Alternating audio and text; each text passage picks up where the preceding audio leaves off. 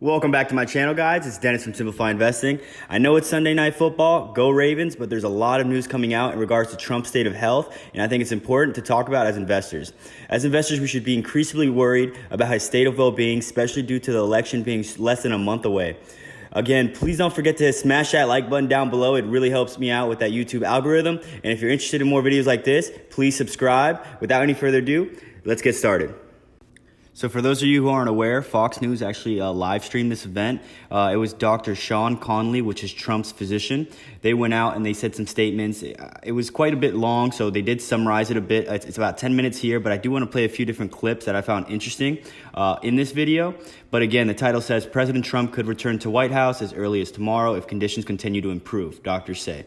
So I scrolled down, read a little bit, and I wanted to highlight a few different things. So again, Dr. Sean Conley, which is Trump's physician, has experienced 2 episodes of transient drops in oxygen level. From Thursday into Friday morning, Conley said Trump was doing well with mild symptoms and oxygen levels in the high 90s. By later Friday, the president had a high fever and his oxygen levels began dipping below 94%. I think Trump should start looking into an Apple Watch. I think with the oxygen sensor, I think that wouldn't be a bad idea, right? At this point, Conley recommended supplemental oxygen treatment due to concerns about the possible rapid progression of the disease. Trump, of course, was adamant he did not need the treatment, but it was nevertheless administered for about an hour at the White House. Really, really important information, right? Next up, another doctor, Dr. Dooley, said the president had remained without a fever since Friday, and his cardiac, kidney, and liver functions are still normal. He said Trump has not shown signs of shortness of breath and was walking around his medical unit without limitation or disability. There's also pictures. I think this is one of them right here. There's 2 pictures released earlier today of him actually working at the hospital. Just right here, as you can see, it came out Saturday. Next up, another doctor from the same hospital said Trump has completed his 2nd dose of remdesivir and has exhibited no side effects as far as his team can tell. His team will therefore continue plans to keep on the medication over a 5-day period in response to transient low oxygen levels. The president has already begun dexamethasone therapy, which is the steroid that we talked about in the last video that I just uploaded, and was given his first dose Saturday. So for those who don't know, the only thing that Trump hasn't done so far is plasma. Every other known effective treatment Trump has done, which is the steroid and antibody cocktail and remdesivir. What do the x-rays and CT scans show? Are there signs of pneumonia? Are there signs of lung involvement or any damage to the lungs? Yeah, so we're tracking all of that. There's some expected findings, but nothing of any major clinical concern. I didn't want to give any information that might steer the course of illness in another direction, and in doing so, it came off that we were trying to hide something, which wasn't necessarily true.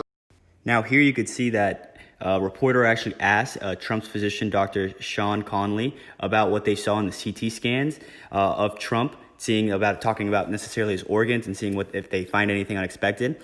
And Dr. Sean Conley, quote unquote, said, there is some expected findings, but nothing of any clinical concern. So what does that exactly mean? In my opinion, he kind of just dodged a question and didn't really want to answer it. So I thought that was a little bit skeptical. This is probably like the biggest point that I got out of this whole interview. I think that was a very dodgy way to answer the question, but on to the next clip. At this time. Did you give him a 2nd round of supplemental oxygen yesterday? I'd have to check with the nursing staff. I don't think that if he did, it was very, very limited. But he's not on oxygen, and the only oxygen that I ordered or that we provided was that Friday morning initially. And about what time was it? Now, this is the second clip that actually caught my attention. He was asked if the president was actually given supplemental air after he arrived at the hospital, and he answered no, but he quickly backlashed and he said he's not sure because his nurses might have gave him oxygen without him being aware, which I think is a little bit skeptical just because he is the doctor and the nurses don't really have much say, especially when you have a patient of that high standard. I guess you could say the president of the United States. I mean, you can't just really do anything when you're a nurse, operating on the president of the United States. So I thought that was a little bit odd. And another thing that really caught my attention is, why is Trump taking all these different cocktails and these drugs in order to prevent the disease getting worse, but he's not even using oxygen? So I thought that was a little odd. But I would love to hear what you guys have to say in the comments down below about that. As with any illness, there are frequent ups and downs over the course. Over the course of his illness, the president has experienced 2 episodes of transient drops in his oxygen saturation. It is a determination of the team, based predominantly on the timeline from the initial diagnosis, that we initiate dexamethasone. Late Friday morning, when I returned to the bedside, the president had a high fever, and his oxygen saturation was transiently dipping below 94%. Given these 2 developments, I was concerned for possible rapid progression of the illness.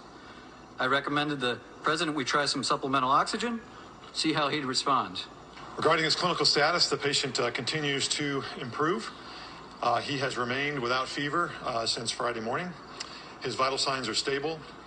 From a pulmonary standpoint, he remains on room air this morning and is not complaining of shortness of breath or other significant respiratory symptoms. He's ambulating himself, walking around the White House Medical Unit without limitation or disability. The president yesterday evening completed his 2nd dose of remdesivir, and if he continues to look and feel as well as he does today, our hope is that we can plan for a discharge as early as tomorrow to the White House, where he can continue his treatment course. We debated whether we'd even start it, the dexamethasone, and we decided that in this case, the potential benefits early on the course probably outweighed any risk.